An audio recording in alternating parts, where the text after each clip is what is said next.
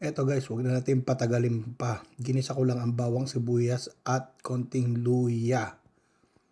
Ayan. At saka ako sinangkutsa ang baboy. Ilagay din palang alamang.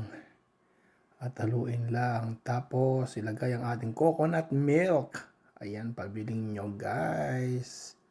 San ka pa? 2 cups nga pala yung ilalagay ko dyan. Ayan, 1 cup.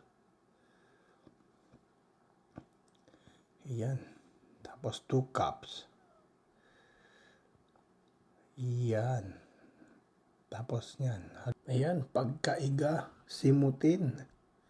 Simutin, itaktake. Pagkataktak niyan, ayan. Hintayin lang natin. Tapos ilagay natin ang ating siling berde. Ayan. Ming ming ming. Yum yum yum. At hayaan natin kumulo. Pagkatapos, ayan na, wala. Ayan ang ating lutong Bicol Express.